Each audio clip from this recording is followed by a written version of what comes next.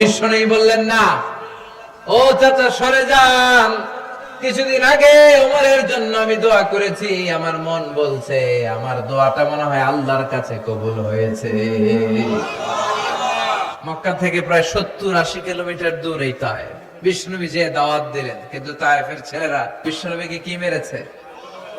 3টা জায়গায় বিষ্ণুবী বেহুশ হয়েছেন। বিষ্ণুবীর গা থেকে ঝরঝর করে রক্ত ঝরেছে, ঠিক কিনা? খেয়ে না খেয়ে দিন প্রচারের কাজে নিজেকে দিয়েছ বিলিয়ে, তায়েফের কাফিরেরা চিনল না সে আলো, দুষ্ট ছেলেদের পিছু দিল লেলিয়ে, পাথরের আঘাতে ক্ষত বিক্ষত হই, সারা শরীর থেকে রক্ত ঝরে। শান্তির কথা মানায় বিশ্বনবীর মুখে?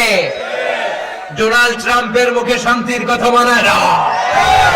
ইউরোপ আমেরিকার কোন দোসরের মুখে শান্তির কথা মানায় না। এরপরে বিশ্বনবীকে আল্লাহ কি কি নিয়ামত দিয়েছেন বলতে শুরু করলেন। বিশ্বনবীকে যে 3টা দামি নিয়ামত আল্লাহ দিয়েছেন সেটার কথা আল্লাহ বলবেন। শাহজালালোর উত্তর সুরি, দেশ বিদেশে বেটাগিরি, আমরা হকলে সিলডি, আমরা হকলে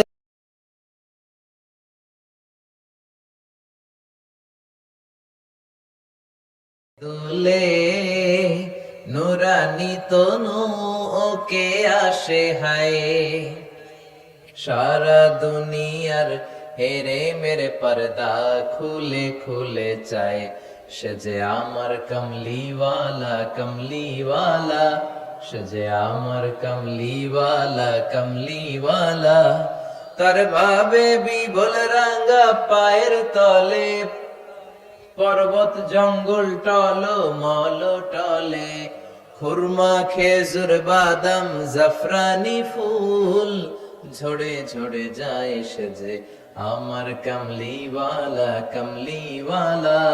সুবহানাল্লাহ পড়েন। বিশ্বনবীর যদি আমরা পাইতাম কি যে করতাম, কত দরদ দেখাতাম, কতটা ভালোবাসতাম, ঠিক কিনা?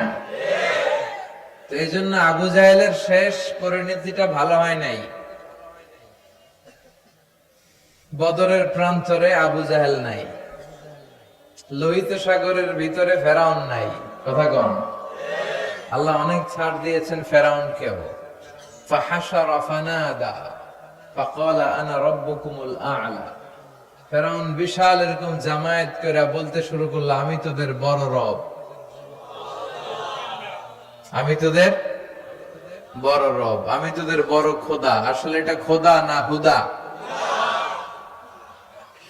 এটার কোনো পাওয়ার নাই। লোহিত সাগরের পানি খেতে খেতে ওর জীবনটা শেষ।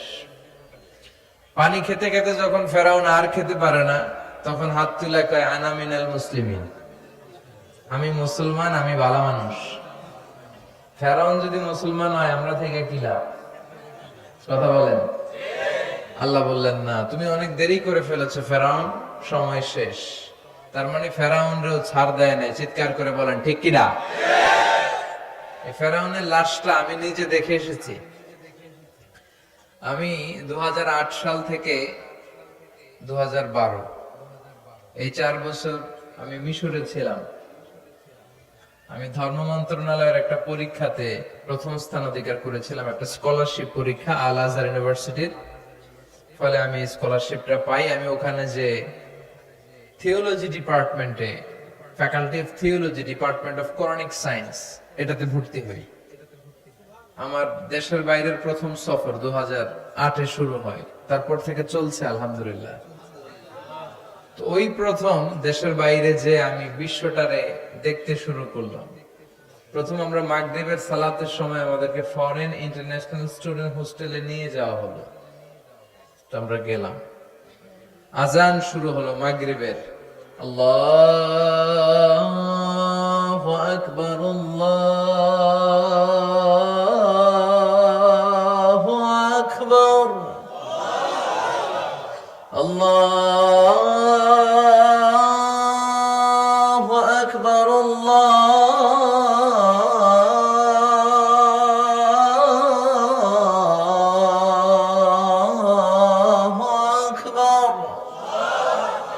মাগরিবের আজান শুরু হলো, দেখলাম ফরেন ইন্টারন্যাশনাল স্টুডেন্ট হোস্টেলের বিভিন্ন হল রুম থেকে ছাত্ররা বেরিয়ে আসছে। Students of more than 100 nationalities we used to study in the same place. 100টারও বেশি দেশের ছাত্র আমরা পড়তাম। দেখলাম বিভিন্ন দেশের ছাত্ররা আসতেছে।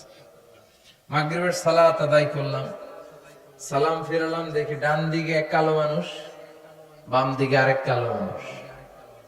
এই দুই কালোরে দেখে নামাজ থইয়া আমি দিছি দৌড়। নামাজ শেষ, দিছি দৌড়, ভয় পেয়ে গেছি।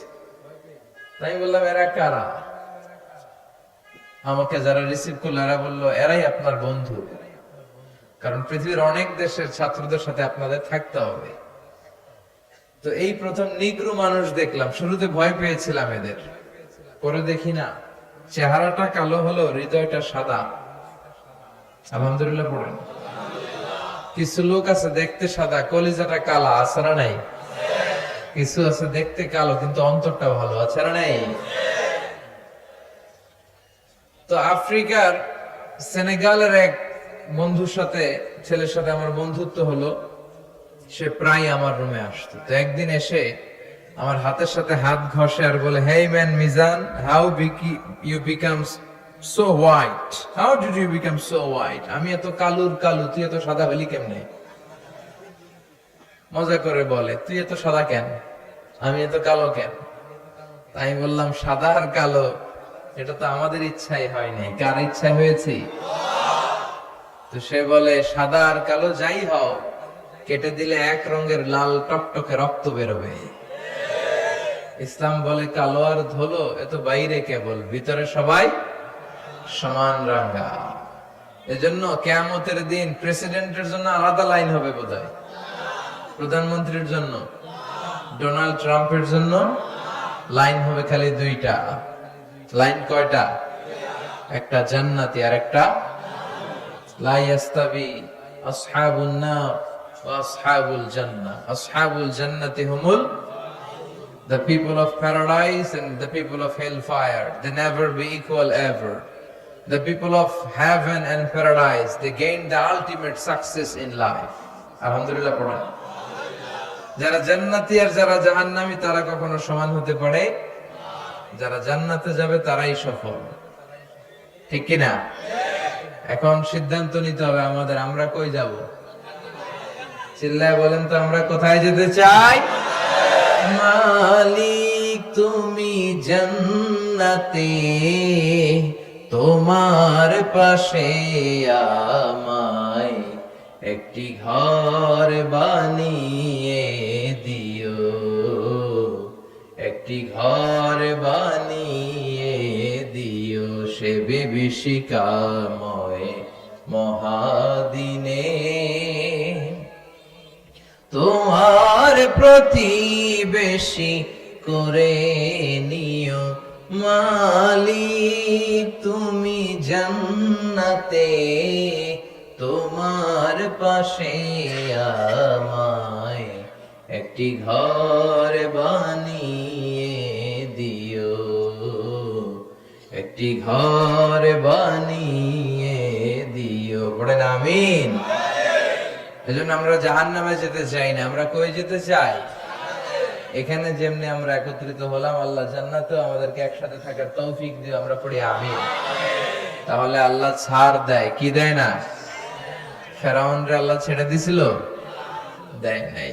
এই ফেরাউনের লাশটা আমি নিজে দেখে এসেছি, শুটকি হয়ে আছে, একটা শুটকি মানুষ।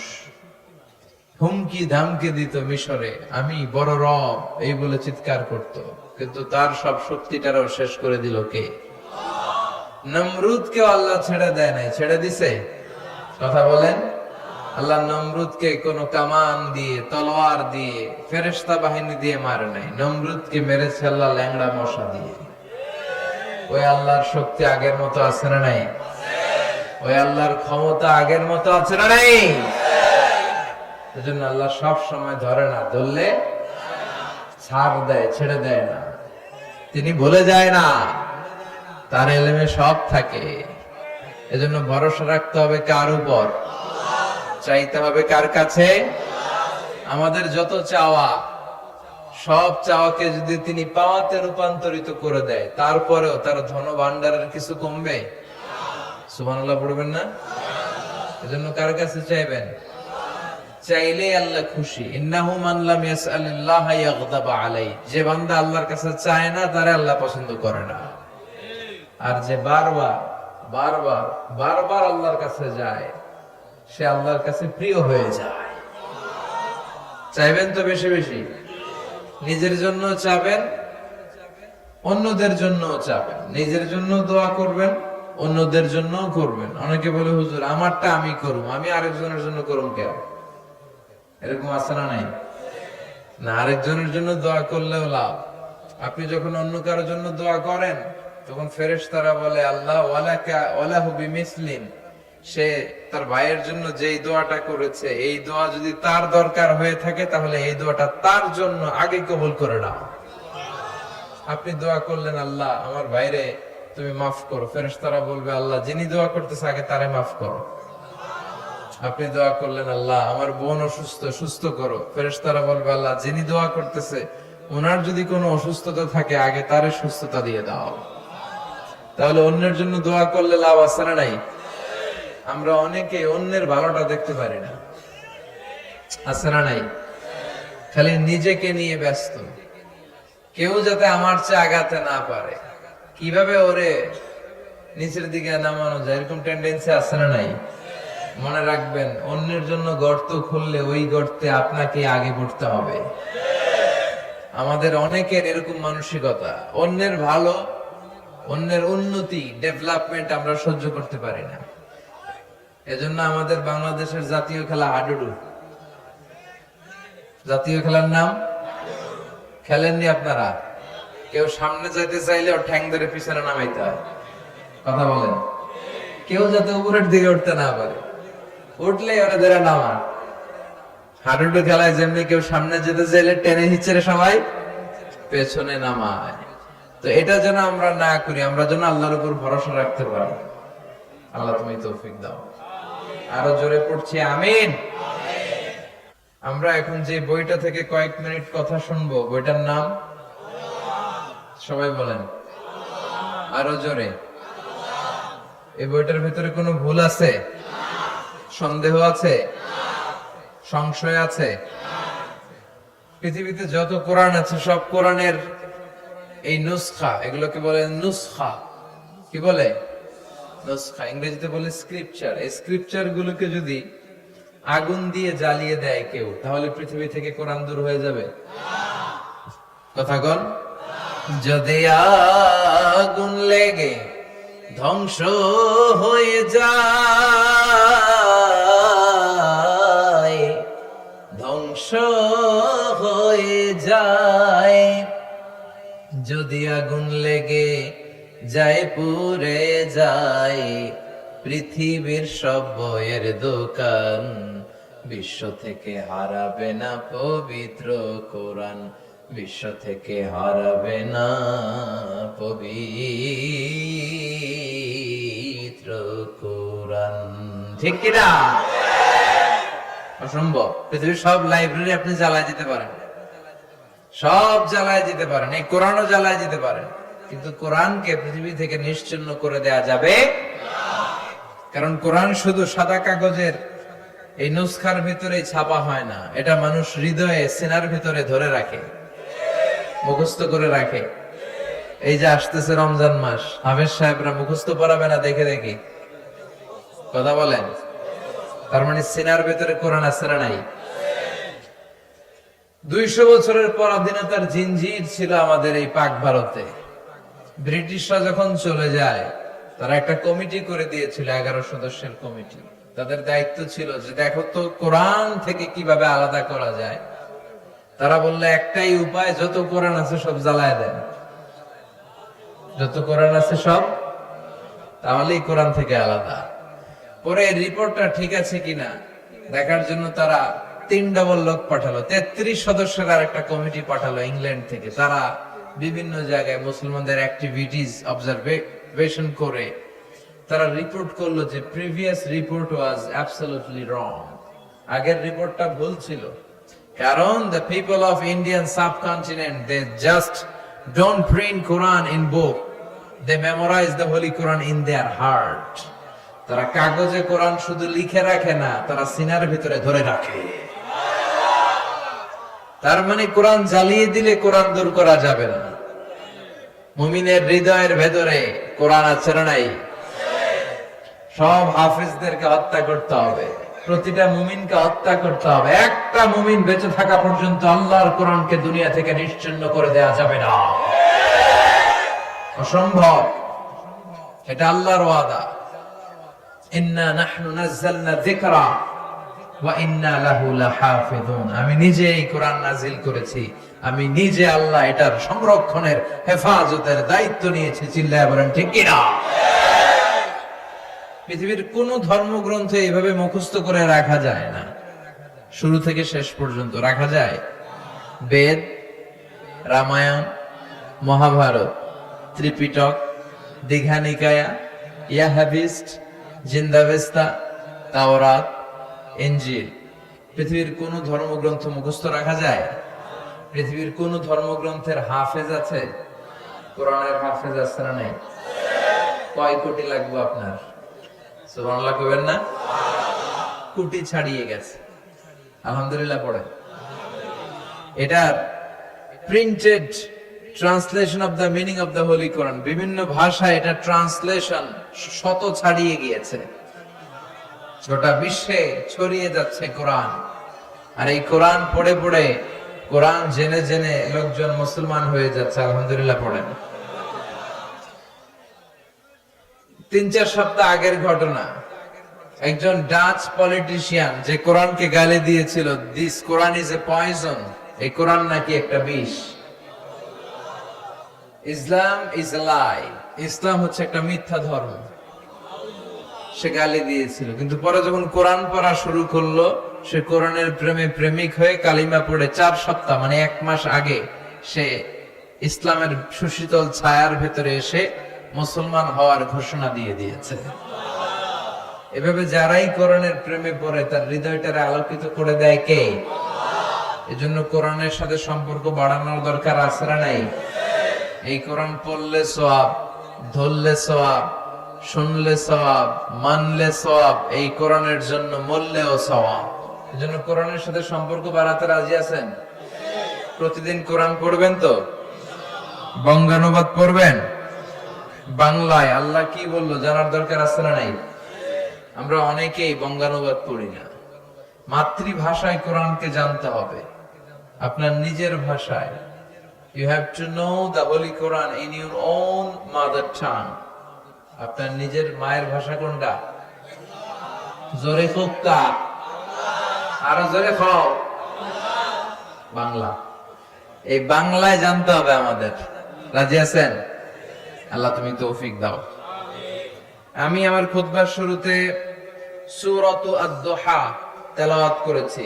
মুখস্থ আছে না অনেকের? কার কার মুখস্থ নাই দেখি? আত্মলুকা। হ্যাঁ, অল্প কয়েকজনের মুখস্থ নাই, বেশিরভাগই আলহামদুলিল্লাহ পড়েন।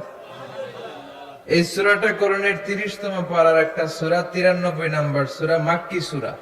কি সূরা? এই সূরার আয়াত সংখ্যা 11টি। চিৎকার করে বলেন কয়টি?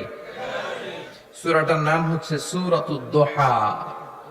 সূরাটার নাম সবাই বলেন। সবাই বলছেন? সবাই বলেন, আমার সাথে সাথে বলেন সূরাতুদ দুহা। দুহা মানে আলো, দুহা মানে তার মানে আলোর সূরা। সুবহানাল্লাহ পড়েন। আলো হচ্ছে সম্ভাবনার প্রতীক। এই আলো হচ্ছে আশার আলো। কিসের আলো? আশার। এই সূরা আপনাকে আশার আলো দেখাবে। এই পৃথিবীতে যারা ফ্রাস্ট্রেটেড পিপল, আপসেট পিপল, যারা হতাশ, তাদের জন্য আল্লাহ এই সূরা নাজিল করে বুঝাতে চেয়েছেন যে তোমরা হতাশ হয়ো না, নিরাশ হয়ো না, হাল ছেড়ে দিও না, ভরসা রাখবে একজনের উপর, তিনি কে? এটা হচ্ছে আশার আলো ছড়ায়। এই সূরাটা আশার বাণী ছড়ায়। এটা মোটিভেশনাল সূরা। কোরআনের কি সূরা? মোটিভেশনাল সূরা, আপনাকে মোটিভেট করবে। এই সূরা পড়লে আপনি মোটিভেটেড হবেন, ভেতর থেকে এনার্জি লাভ করবেন, শক্তি পাবেন, অদম্য স্পৃহা আর আকাঙ্ক্ষা জাগবে কাজের। চিল্লায় এখন ঠিক কিনা? আশার আলো জাগায় এই সূরা। আদ-দুহা মানে হচ্ছে প্রভাতের সূর্য কিরণ, সকালবেলার সূর্য, দ্য ডে লাইট। সকালের সূর্যের একটা কিরণ আছে না নাই? স্নিগ্ধতা আছে না নাই? এটা দিয়ে বুঝাতে চাইলে নিরাশ হওয়া যাবে না। Never be sad, never be upset, never be frustrated. মুমিন কখনো হতাশ হয় না। লা তাইয়াসু মির রাহিল্লাহ, আল্লাহর রহমত থেকে নিরাশ হয়ো না। ইন্নাহু লা ইয়াইয়াসু মির রাহিল্লাহি ইল্লাল কওমুল কাফিরুন, আল্লাহর রহমত থেকে নিরাশ হয় তারা যারা কাফের, যারা মুশরিক। মুমিন কখনো আল্লাহর রহমত থেকে নিরাশ হয়? আমাদের ভরসা একজনের উপর, তিনি কে? আরো জোরে বলতে হবে, তিনি কে? নাকি আমাদের ইবাদতের উপর ভরসা? আপনি যে নামাজ পড়েন, রোজা রাখেন, এগুলো আপনারা জান্নাতে নিতে পারবে? আমাদেরকে জান্নাতে নিবে শুধু আল্লাহর ভালোবাসা। চিল্লা এখন ঠিক কিনা? বনি ইসরায়েলের এক আবেদ শত শত বছর আল্লাহর ইবাদত করেছিল। In the day of judgment, Allah Ta'ala ওই আবেদকে বলবে, ইয়া আবদি উদখুলিল জান্নাতা বিরহমাতি, go to the paradise with my mercy। ও আল্লাহর ওলি, অনেক ইবাদত করেছো, যাও আমার দয়ায়, আমার রহমতে জান্নাতে ঢুকে যাও। সে বলবে, বালবি আমালি, আল্লাহ আমি আমার আমল দিয়ে জান্নাতে যেতে চাই। কি দিয়ে? আল্লাহ বলে, তাই এত আমল করে ফেলছো? এত আমল করেছো তুমি? কি আমল করেছো তুমি দেখি তো, আসো হিসাব করি। তোমার জীবনের যত আমল সবগুলো এক পাল্লায় রাখো, আর আমি দয়া মায়া করে দুনিয়ার সৌন্দর্য দেখার জন্য যে দুটো চোখ দিয়েছি তার দুটি নয়, একটি চোখ আরেক পাল্লায় রাখা হবে। এবার ওজন দেওয়ার পরে দেখা যাবে মুহূর্তের মধ্যে চোখের পাল্লাটা ভারী হয়ে গেছে। আল্লাহ বলবে, তোর ফলাফল বলে, এই যে ওজন দিলাম, এখন ফলাফল বলে তুই জাহান্নামে যাবি। কই যাবি? যা, go to the hell fire, জাহান্নামে ঢুক। এবার কে আল্লাহ মাফও চাই, দোয়াও চাই। ভুল করছি আমি, মাফ করে দাও, আমি জাহান্নামে যেতে পারবো না, জাহান্নামের আগুন সহ্য করার ক্ষমতা আমাদের নাই। আল্লাহ তুমি আমারে মাফ করে দাও, আমি বুঝতে পারি নাই, আমার ইবাদত দিয়ে, আমার সালাত দিয়ে আর তাহাজ্জুদ দিয়ে আমার জান্নাত মিলবে না তোমার দয়া আর ভালোবাসা ছাড়া। আল্লাহ বলবে, এই তো লাইনে আসছো মিয়া, এতক্ষণে বেলাইনে চলতেছিলা, আমার রহমতে তোমাকে এখন জান্নাতে ঢুকাবো। উদখুলিল জান্নাতা বিরহমাতি, যাও আমার রহমত আর দয়ায় জান্নাতে ঢুকে যাও। এজন্য ভরসা রাখবেন কার উপর? কিয়ামতের দিন আল্লাহর কাছে দয়া চান না বিচার চান? চিল্লায় বলেন, কি চাই?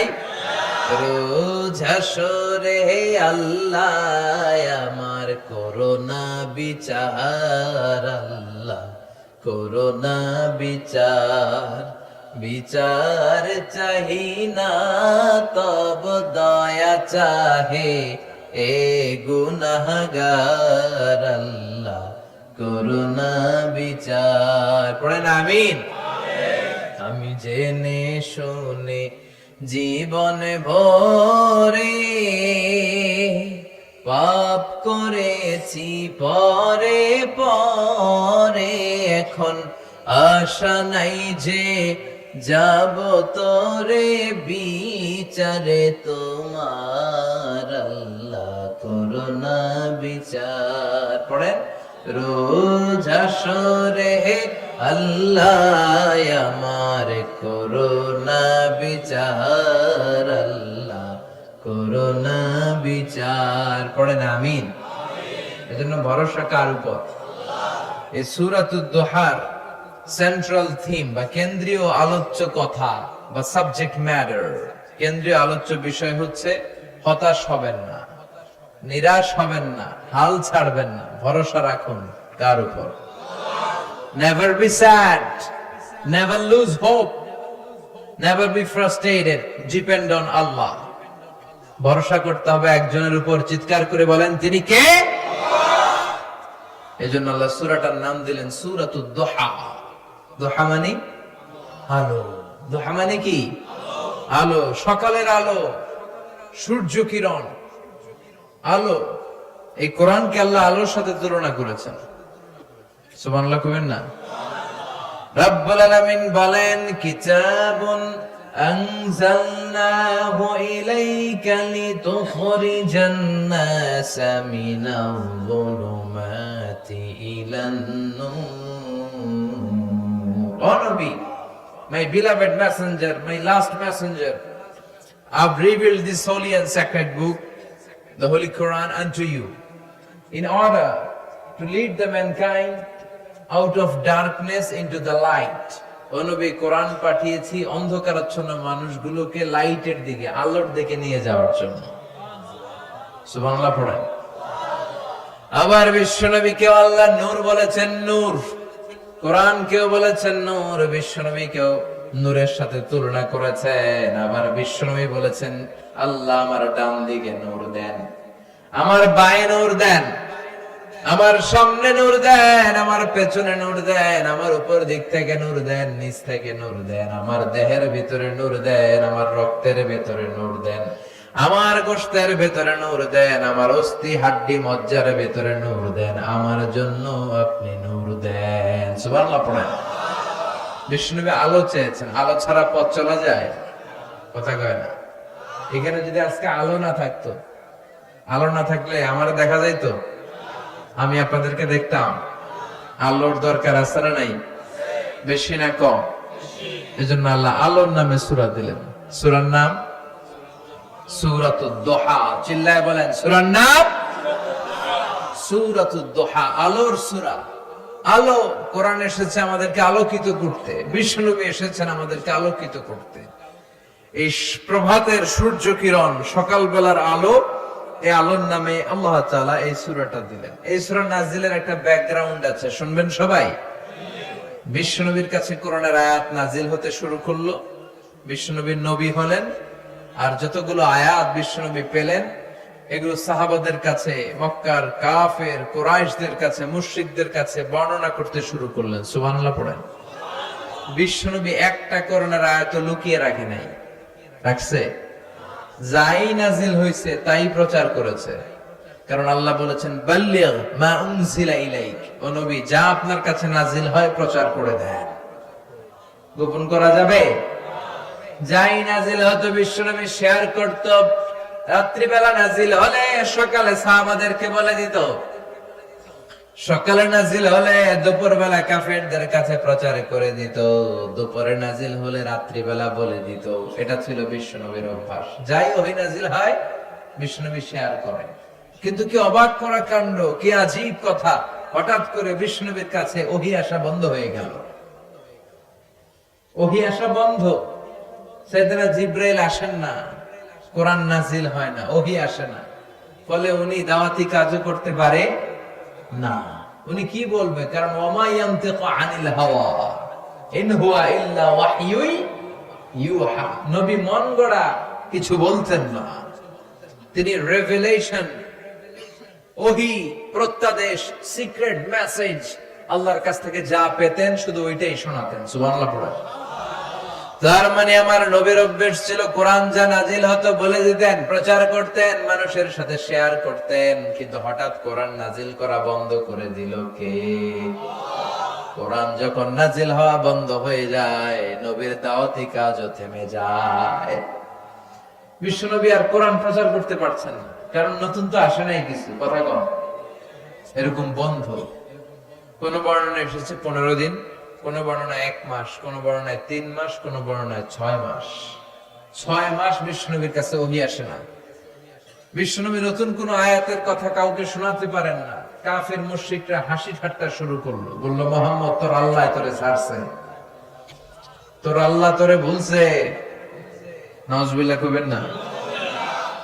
সবাই ঠাট্টা শুরু করে দিল, মুহাম্মাদের আল্লাহ মুহাম্মদরে ভুইলা গেছে, মুহাম্মাদের আল্লাহ মুহাম্মদরে ছেড়ে দিয়েছে। বিশ্বনবীর চাচী আবু লাহাবের স্ত্রী উম্মে জামিল এসে বলে, ও মুহাম্মদ, তোমার শয়তানটা তোমার কাছে আসে না কেন? শয়তান দিয়ে তিনি জিবরাইল আলাইহিস সালামকে বুঝিয়েছেন। নাউজুবিল্লাহ পড়েন। কিরে মুহাম্মদ, তোমার শয়তানটা আসে না তোমার কাছে? তোমার আল্লাহ তোমারে ভুলে গেছে, আল্লাহ তোমারে ছেড়ে দিছে। নাউজুবিল্লাহ পড়েন। বিশ্বনবীর অন্তরে জ্বালা, বিশ্বনবী হতাশ। কিরে, আমার কোনো ভুল হলো নাকি? আমার কোনো অন্যায় হচ্ছে নাকি? আল্লাহ কোরআনের আয়াত ওহী হিসেবে নাজিল করছেন না কেন? আল্লাহ কি আমারে পছন্দ করে না? এরকম হতাশা মাঝে মাঝে আমাদের জীবনে আছে না নাই? মাঝে মাঝে আমরা হতাশ হই, বলি আল্লাহ আমার জীবনে এত দুঃখ কেন, আমি কিছু পাইলাম না। এরকম লোক আছে না নাই? খালি অভিযোগ, খালি শুকরিয়া নাই, আছে না নাই? কিছু পাইলাম না, কিছু হইলাম না, আল্লাহ কিছু দিল না আমারে, খালি ওরে দেয় আমারে দেয় না কে? আছে না নাই? আল্লাহরে গালি মারে। বিষ্ণু বলেন লা তানজুর ইলা মান হুয়া আ'লা মিনকা, তোমার চেয়ে যে ভালো আছে ওর দিকে তাকায় না। উনজুর মান হুয়া আসফালা মিনকা, তোমার চেয়ে যে খারাপ অবস্থায় আছে একটু তাকাও। তুমি যে অবস্থানে থেকে অসুখী, সন্তুষ্ট না, অনেকে এই অবস্থানে আসার জন্য চেষ্টার সংগ্রাম চালিয়ে যাচ্ছে। তোমার অবস্থানে আসাটা অনেকের কাছে স্বপ্ন, তারা স্বপ্ন দেখে যে তোমার জায়গায় পৌঁছবে। সুবহানাল্লাহ কইবেন না? শুকরিয়া নাই। এই কথা কিসের? কি হইছে আপনার? What happened to you? Stop! কোনো কথা নাই। আপনি যে জায়গায় আছেন এই জায়গায় পৌঁছার জন্য অনেকে সংগ্রাম করতেছে, আছে না নাই? তারপরও না শুকরিয়া করবেন না কেন? ঠিক যেই মুহূর্তে আমরা আলোচনা শুনতেছি আরামসে প্যান্ডেলের নিচে বসে, শীত না গরম না, আবহাওয়াটা সুন্দর না, ঠিক এই মুহূর্তে অনেকে হাসপাতালের বেডের মধ্যে শুয়ে শুয়ে মৃত্যুর প্রহর গুনছে। ক্যান্সার, ডাক্তার বলছে আর চলবে না, জীবন লাস্ট স্টেজে চলে আসছেন, এবার খালি দোয়া, এবার খালি তার সেলের ভিতরে, স্নায়ুর ভিতরে জ্বালা, ওর ছেলে ছেলে আগুন ধরে গেছে, জ্বালা, যন্ত্রণা, চিৎকার।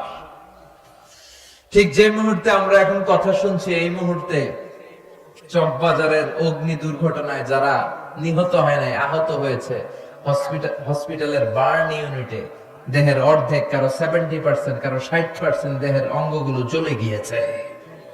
ওরা সেখানে চিৎকার আর মাতম। আমরা ওদের চেয়ে ভালো আছি না নাই?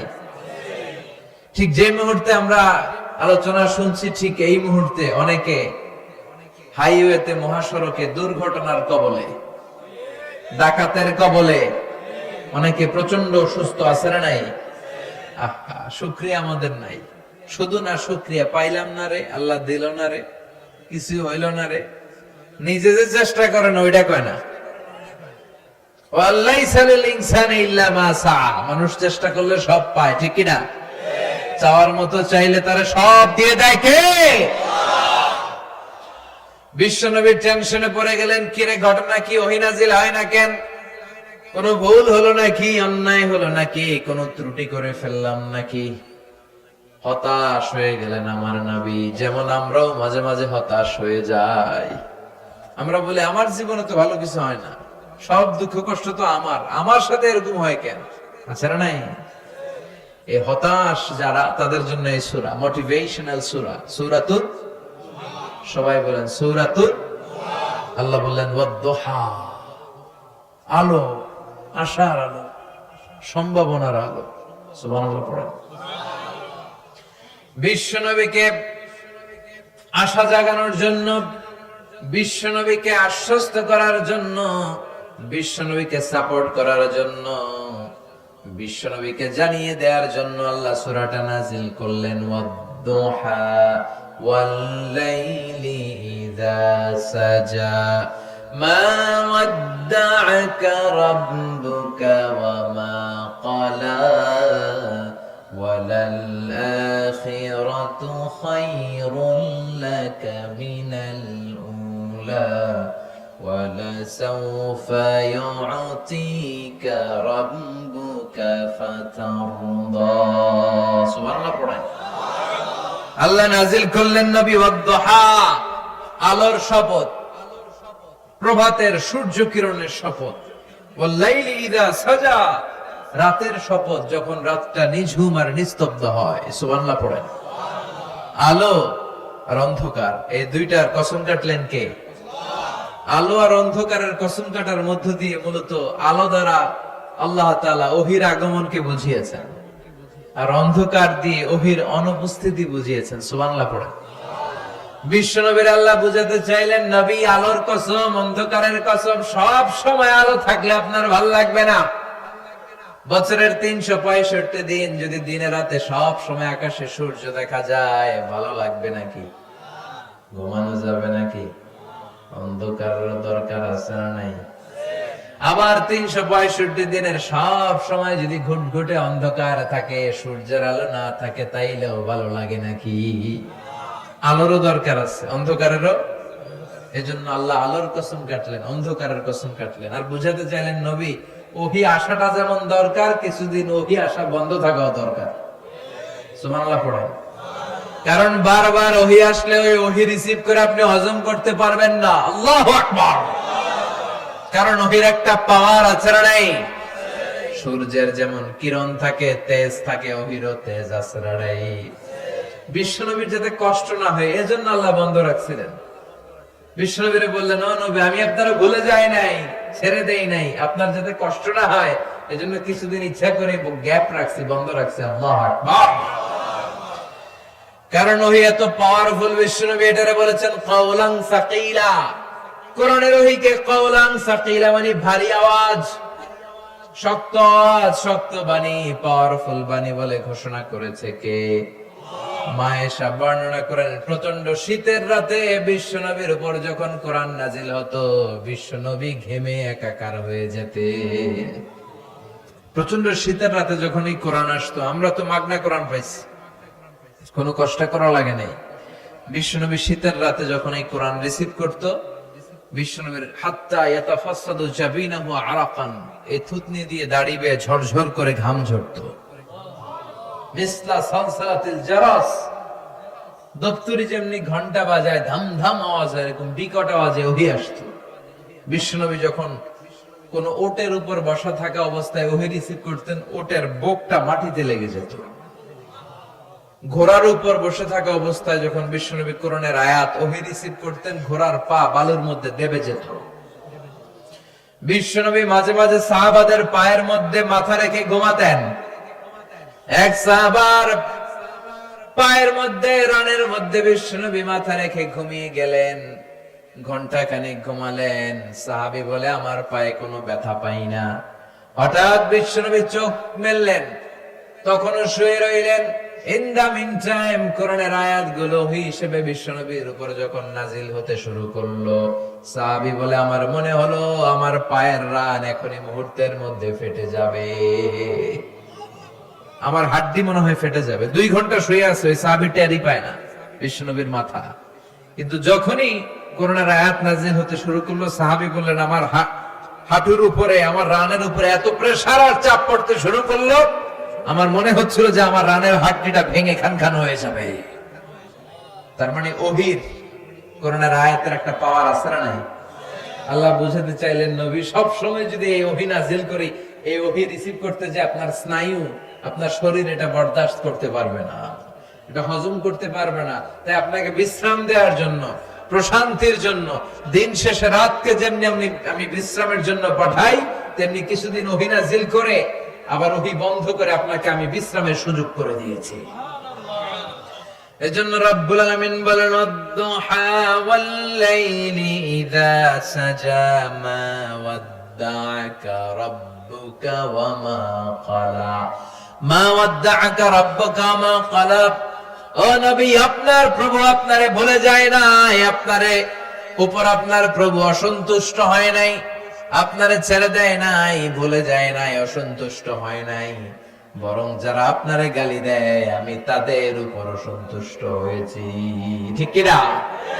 কাফির মুশরিকরা বিশ্বনবীরে কবি বলে গালি দিত, পাগল বলে গালি দিত, গণক বলে গালি দিত, আর বলতো মুহাম্মদ তুমি হলা আবতার, মানে লেস কাটা। নাউজুবিল্লাহ পড়বেন না? সবাই বলতো মুহাম্মদ তোমার কোনো ছেলে সন্তান নাই, তুমি বললে তোমার সব শেষ। ও মুহাম্মদ তোমার নাম নেওয়ার মতো কেউ থাকবে না। বিশ্বনবীর 3টা ছেলে ছিল, ছোট্ট বয়সেই কেড়ে নিল কে? 4টা মেয়ে বেঁচে ছিল, জাইনাব, রুকাইয়া, উম্মে কুলসুম, ফাতিমা। বিশ্বনবীর 4 জন মেয়ে ছিল, কোন ছেলে সন্তান বেঁচে ছিল না। এজন্য কাফেররা বলতো মুহাম্মদ আনতাল আবতার, তুমি লেজ কাটা, তুমি লেজ কাটা, তোমার বংশ নির্বংশ হয়ে যাবে, তোমার ছেলে নাই, তোমার নাম নেয়ার মতো কেউ নাই। আল্লাহ বললেন নবী ইন্না শানিয়াকা হুয়াল আবতার, যারা আপনার লেজ কাটা বলে ওরাই লেজ কাটা, ওদের বংশ আমি নির্বংশ করে দেব। বিশ্বনবীর বিরুদ্ধে যারা কথা বলে ওরা পিতৃ পরিচয়হীন জারদ সন্তান, চিল্লায় বলেন ঠিক কিনা?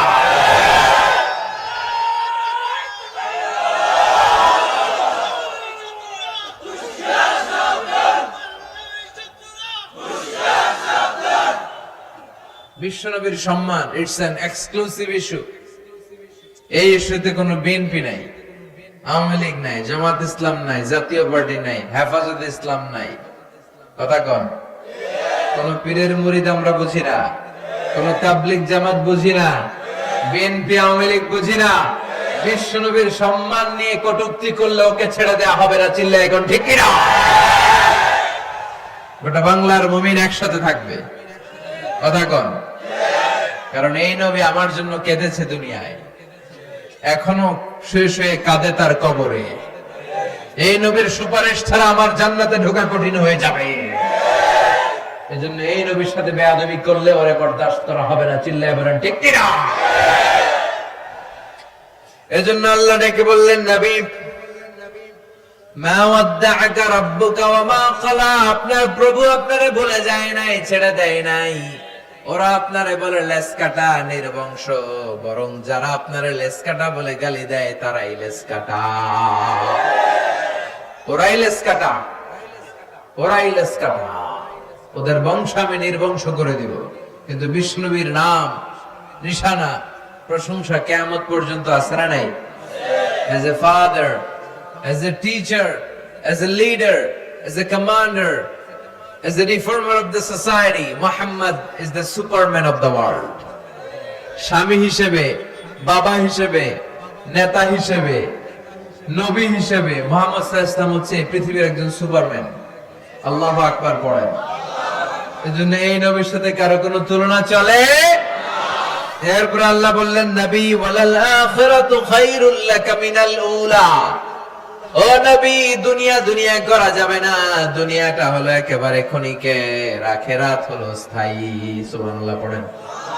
আখিরাত আপনার জন্য শ্রেষ্ঠ। বাল তুফিরুনাল হায়াতাদ দুনিয়া ওয়াল আখিরাতু খায়রু ওয়া আবাকা। এই পৃথিবীর অনেকে দুনিয়া দুনিয়া করে, দুনিয়ার জন্য পাগল, দুনিয়া নিয়ে টেনশন, দুনিয়া নিয়ে চিন্তা, আখিরাত নিয়ে কোনো ভাবনা নাই। আল্লাহ ডেকে বলে ও দুনিয়ার মানুষ, এই দুনিয়াটা স্থায়ী নয়, আখিরাত হলো স্থায়ী। স্থায়ী কি দুনিয়া না আখিরাত? কথা বলেন। কবরে যাওয়া লাগবে কি লাগবে না? কবরে যাবেন না? কে কে হাত তোলেন? হাত তুলুকা। একদিন মাটির ভেতরে হবে ঘর রে মন আমার, কেন বান্ধ দালান ঘর, প্রাণ পাখি উড়ে যাবে পিঞ্জর ছেড়ে,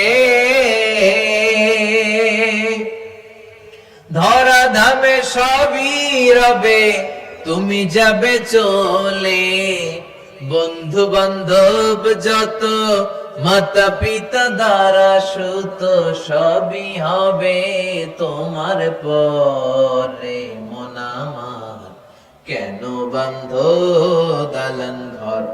একদিন মাটির ভেতরে হবে ঘরে মন আমার, কেন বান্ধ দালান ঘর। চিল্লায় বলেন ঠিক কিনা? থাকতে আসছি, চলে যেতে হবে। এজন্য শ্রেষ্ঠ এবং স্থায়ী কি দুনিয়া না আখিরাত? আল্লাহ সেটাই বললেন, ওয়ালাল আখিরাতু খায়রুল লাকা মিনাল উলা। ও নবী, দুনিয়ার জীবন আসল জীবন নয়, আখিরাতের জীবন হলো শ্রেষ্ঠ জীবন। এজন্য সাময়িক ওরা উল্টা পাল্টা অনেক কিছু বলে, আপনি কান দিয়েন না। এরপরে বিশ্বনবীরে খুশি করার জন্য আল্লাহ বলতে শুরু করলেন, ওয়ালা সাউফা ইউতিকা রাব্বুকা ফাতারদা। ও নবী, অচিরেই আপনার রব আপনাকে এমন এমন জিনিস দান করবে, এগুলো পেয়ে আপনি খুশি হয়ে যাবেন। সুবহানাল্লাহ পড়েন। ওয়ালা সাউফা ইউতিকা রাব্বুকা ফাতারদা, আল্লাহর ওয়াদা। আল্লাহ বলছেন, ও নবী, অচিরেই আমি আপনাকে এমন এমন জিনিস দান করব, এগুলো পেয়ে আপনি খুশি হয়ে যাবেন। বিশ্বনবীরে খুশি করার দায়িত্ব কার? এজন্য বিশ্বনবীকে আল্লাহ বলেছেন আমার হাবিব। বিশ্বনবী আল্লাহর কি? আর সাইয়েদানা ইব্রাহিম আলাইহিস সালাম আল্লাহর কি? খলিল। খলিল মানেও বন্ধু, হাবিব মানেও বন্ধু। তবে খলিল মানে এমন বন্ধু যে বন্ধু আল্লাহরে খুশি করার জন্য কাজ করে, আর হাবিব মানে এমন বন্ধু যেই বন্ধুরে খুশি রাখার জন্য আল্লাহ নিজেই কাজ করে। কার মর্যাদা বেশি? বিশ্বনবীর মর্যাদা বেশি। ওয়ালা সাউফা ইউতিকা রাব্বুকা ফাতারদা, ও নবী, এমন এমন জিনিস আমি আপনাকে দান করব, আপনি খুশি হয়ে যাবেন। সুবহানাল্লাহ পড়েন। তার মানে বিশ্বনবীকে খুশি রাখার দায়িত্ব কার? আরো জোরে বলতে হবে, কার? বিশ্বনবীকে এমন এমন জিনিস আল্লাহ তাআলা দান করেছেন, এমন এমন জিনিস আল্লাহ তাআলা বিশ্বনবীকে দান করেছেন যেগুলো পেয়ে বিশ্বনবী খুশি হয়েছেন। সুবহানাল্লাহ পড়েন। এমন এমন জিনিস আল্লাহ বিশ্বনবীকে দিয়েছেন, এগুলো পেয়ে বিশ্বনবী খুশি। কি দিলেন, কি পেয়ে খুশি হলেন শুনবেন? হ্যাঁ, কষ্ট হচ্ছে আপনাদের? কথা বলেন। উঠে চলে যাবেন? কি বৃষ্টি পড়তেছে না? জ্বর আসবে আপনাদের, নিউমোনিয়া হবে, কিন্তু পরে আমারে গালে দিবেন। হ্যাঁ, চলবে চলবে চলবে। ওয়ালা সাউফা ইউতিকা রাব্বুকা, চিল্লায় বলতে হবে, ওয়ালা সাউফা ইউতিকা রাব্বুকা। ও নবী, এমন এমন জিনিস আমি আপনাকে দান করব, এই জিনিসগুলো পেয়ে আপনি খুশি হয়ে যাবেন। সুবহানাল্লাহ পড়েন। কি কি দিলেন? নাম্বার 1, বিশ্বনবী যখন মক্কায় দাওয়াতি কাজ শুরু করে দিলেন, তখন মক্কায় কাফির মুশরিকরা কালিমা পড়ে না, বিশ্বনবীর ডাকে সাড়া দেয় না। বিশ্বনবী দেখলেন মক্কার দুইটা লোক অনেক পাওয়ারফুল, অনেক ব্যক্তিত্ব তাদের বেশি, দুইজনের একজন যদি কালিমা পড়ে মুসলমান হয়ে যায়, তাহলে মক্কায় ইসলাম প্রচার করা সহজ হয়ে যায়। সুবহানাল্লাহ পড়েন। দুইজনের একজন হলো ওমর ফারুক, আরেকজন হচ্ছে আবু জাহাল। বিশ্বনবী রাতের বেলা চোখের পানি ছেড়ে দোয়া করে, আল্লাহুম্মা আইজ্জাল ইসলাম বিহাব্বি হাযাইনার রাজুলাইনি ইলাইক। আল্লাহ, এই দুই লোকের যারে তোমার ভাল লাগে তারে তুমি ইসলামের ভেতরে দাখিল করায়া দাও। আবি জাহাল ইবনে হিশাম আর ওমর ইবনে আল খাত্তাব। আল্লাহ, হয় ওমর ফারুককে তুমি কালেমার পথে নিয়ে আস, অথবা আবু জাহালকে তুমি কালেমার পথে নিয়ে আস। দোয়াটা কবুল করে নিল কে? আবু জাহেলের জন্য করলো না ওমরে ফারুকের জন্য? সুবহানাল্লাহ কইবেন না? ওমরে ফারুক নাঙ্গা তরবারি নিয়ে বিশ্ব নবীর মাথা কাটার জন্য ছুটে এসেছে। বিশ্বনবী তখন আরকাম ইবনে দারিল আরকামের ঘরে বসে লুকিয়ে লুকিয়ে দাওয়াতি কাজ করতেন। বিশ্বনবীর চাচা হামজা ইবনে আব্দুল মুত্তালিব বলল, নবী, ওমরে ফারুক বিশাল বড় তরোয়ার নিয়ে তোমাকে মারার জন্য এসেছে, তুমি পালিয়ে যাও, তুমি পালিয়ে যাও, আমরাও পালিয়ে যাই। বিশ্বনবী বললেন, না, ও চাচা সরে যান, কিছুদিন আগে ওমরের জন্য আমি দোয়া করেছি, আমার মন বলছে আমার দোয়াটা মনে হয় আল্লাহর কাছে কবুল হয়েছে। ওমর ফারুক চলে আসলেন, এসে তলোয়ারটা রেখে দিয়ে চিৎকার করে ঘোষণা দিলেন, আশহাদু আল্লা ইলাহা ইল্লাল্লাহ ওয়া আশহাদু আন্নাকা মুহাম্মাদ রাসূলুল্লাহ। আমি সাক্ষ্য দিচ্ছি আল্লাহ ছাড়া কোনো ইলাহা নাই, আর আমি আরো সাক্ষ্য দিচ্ছি আপনি আল্লাহর প্রেরিত বান্দা এবং রাসূল। ওমর ফারুককে ইসলামের ভেতরে ঢুকায় দিল কে? ওমর ফারুকের ইসলাম দেখে বিশ্বনবী খুশি হয়ে গেলেন। ওয়ালা সাউফা ইউতিকা রাব্বুকা, ও নবী, এমন এমন জিনিস আপনারে আমি দিব, আপনি খুশি হয়ে যাবেন। সুবহানাল্লাহ পড়েন।